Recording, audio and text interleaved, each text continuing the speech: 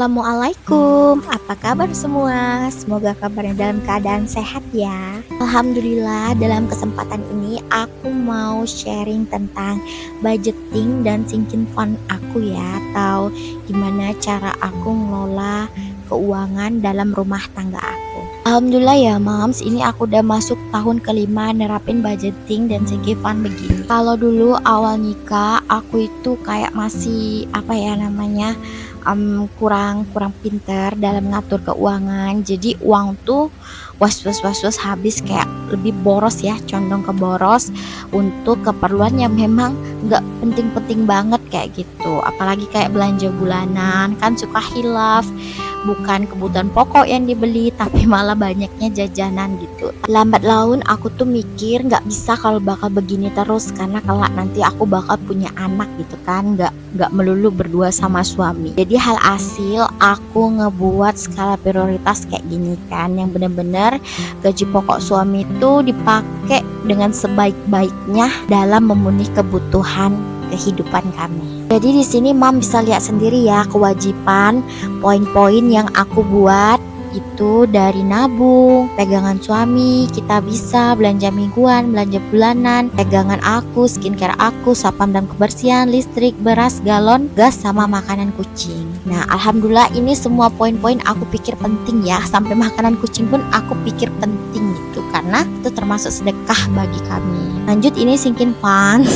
Typo dikit nggak apa-apa ya tulisannya. Nah, di sini aku buat beberapa poin gitu. Jadi sinking fund ini kalau aku ngartikannya sendiri itu menabung di luar tabungan kewajiban kayak gitu. Ini tabungannya ini memiliki tujuan jangka panjang, entah jangka pendek atau jangka panjang gitu kan, setahun 2 tahun ya terserah lah kayak gitu, kita mau menentuinnya berapa gitu. Nah di sini aku buat poin untuk sekolah Ibrahim, anak pertama aku, walaupun umurnya masih 3 tahun, itu udah aku buatin skala prioritas kayak gini kan, udah kemasuk dalam poin apa kebutuhan jangka panjang ke depan itu. Kemudian ada sekolah Musa, anak kedua aku umur 1 tahun, kemudian kurban, haji atau umroh, beli rumah, baik kontrakan, sama ada mudik lebaran. Bener ya Mam, kalau kita pegang uang tanpa buat skala prioritas, bakalan uang itu habis dengan begitu saja gitu.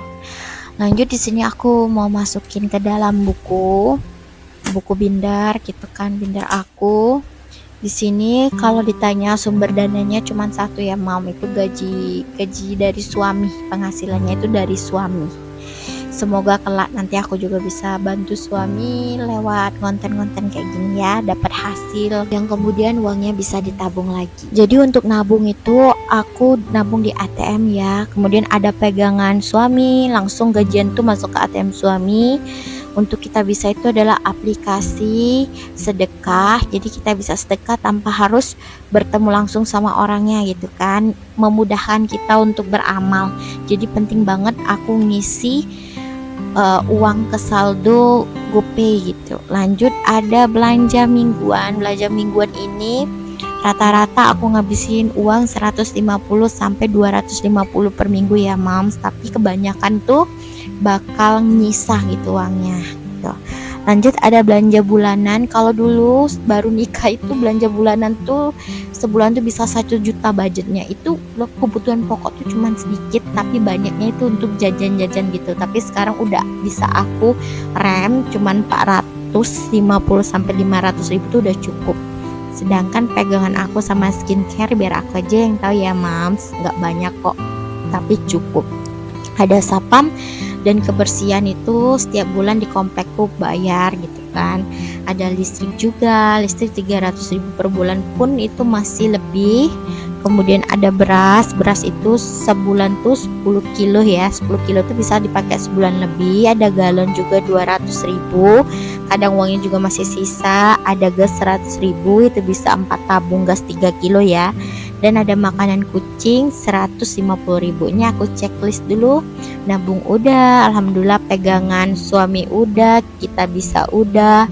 Terus belanja mingguan, belanja bulanan, pegangan aku, skincare aku, sapam dan kebersihan, listrik, kemudian beras, galon, gas sampai makanan kucing alhamdulillah udah terpenuhi ya mams. Terkhusus untuk makanan kucing, dimanapun aku berada aku selalu nyediain kucing ya, walaupun kita gak pelihara kucing. Lanjut, ini untuk sinking funds. Jadi sinking fund itu yang udah aku jelasin, aku nabung di luar dari tabungan kewajiban aku kayak gitu untuk jangka waktu yang udah aku tentuin.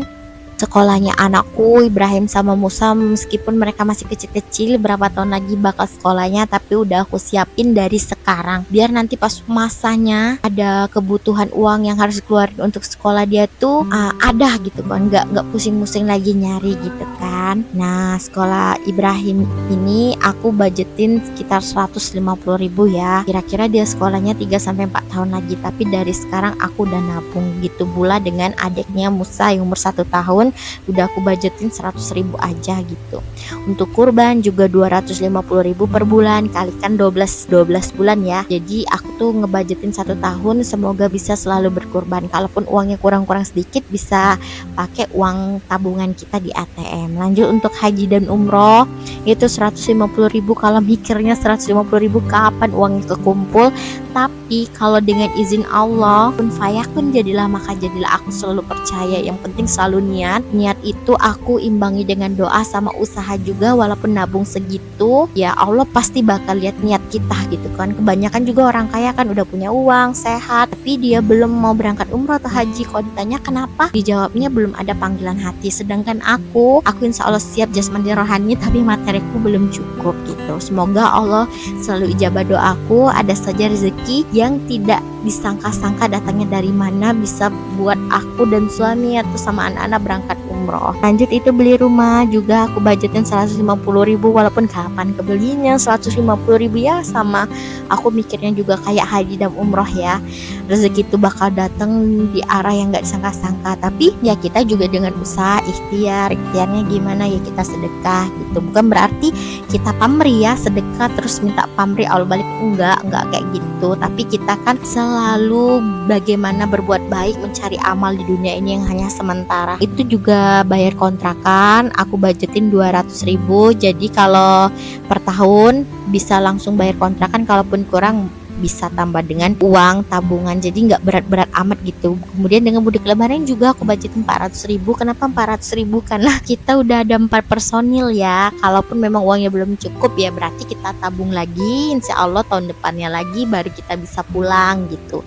Jadi jangan kosong-kosong banget budget untuk mudik gitu, cuman sekedar modal doa aja tanpa usaha. Aku juga mau sedikit tambahin, kalau ditanya kenapa nggak milih kredit KPR aja daripada bayarin kontrakan setiap bulan atau setengah tahun ataupun setahun, itu jawabannya karena kami memiliki pemikiran sendiri. Bukan berarti kita mau beli rumah secara cash banyak uang ya, enggak, karena kami bela-belain nabung itu biar jangan sampai ada hutang kayak gitu kan. Tapi balik lagi, setiap orang memiliki pemikiran yang berbeda. Lagian suami bilang katanya kalau KPR itu kan kadang ada 10 tahun 15 tahun, itu tuh bener-bener waktu yang bener-bener lama banget kayak gitu kan.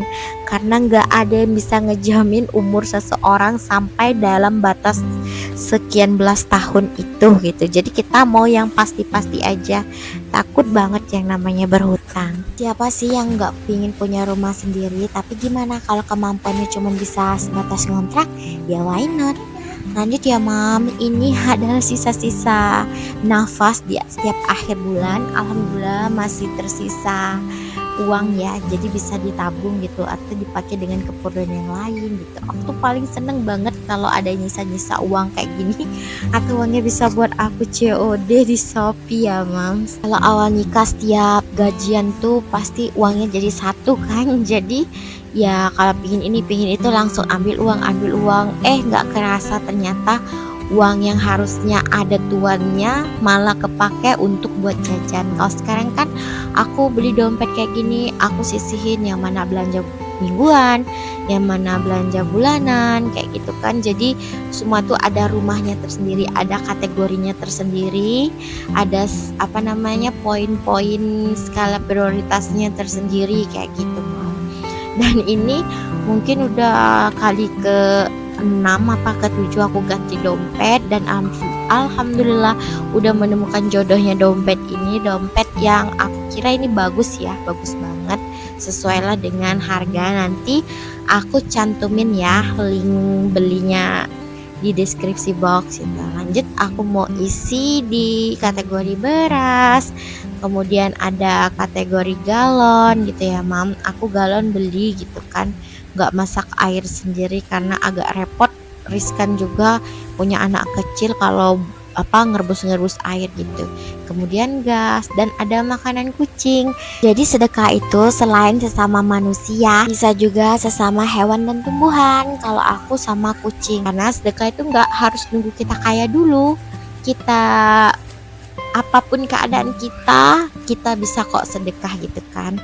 Karena aku mikirnya sedekah inilah yang membuat alhamdulillah rezeki aku selalu cukup gitu. Dan alhamdulillah kategori budgeting kebutuhan pokok udah selesai ya mam. Lanjut, ini aku mau nyisihin uang ke dompet-dompet kecil sinking fund. Nah di sini ada dimulai dari sekolah Ibrahim. Aku tulis dulu di tabel kayak gini 150.000 ya mam. Kok ditanya kok itu ada uangnya? Iya, itu uang sisa dari bulan kemarin. Kok ditanya lagi kok sedikit uangnya? Iya, karena uangnya yang kalau nggak penuh langsung aku transfer ke ATM ya, langsung aku tabungin di ATM gitu, takut pakai gitu kan, karena nggak muat jadi takut kepake. Dan untuk di ATM itu khusus banget ya, ATM khusus sinking fund, jadi nggak ada tuh istilah mau tarik-tarik, nggak ada uang ngambil di situ, nggak. Itu bener-bener uang yang udah ada tuannya, bener, nggak bisa diganggu gugat lagi gitu, kecuali memang bener dalam keadaan yang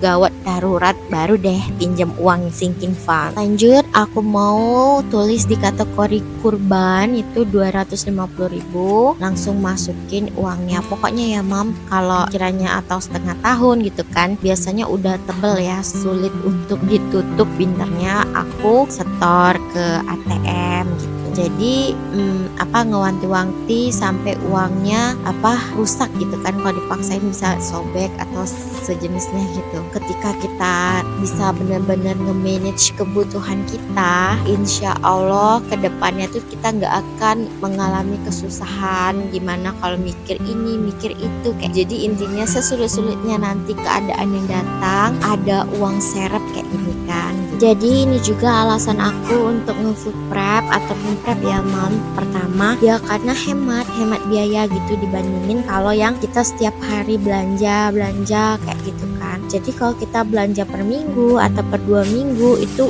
insya Allah bener-bener bakal kelihatan banget hematnya dibandingin belanja di setiap hari gitu. Yang pertama ya hemat biaya, hemat waktu juga, hemat tenaga juga gitu. Meskipun kali pertama untuk ngelakuin food atau meal prep itu butuh bener-bener effort yang besar ya mam. Nah alhamdulillah ngebudgeting dan nge-sinking fund aku tuh udah selesai. Alhamdulillah semua kebutuhan udah terpenuhi, bisa nabung, bisa sinking fund.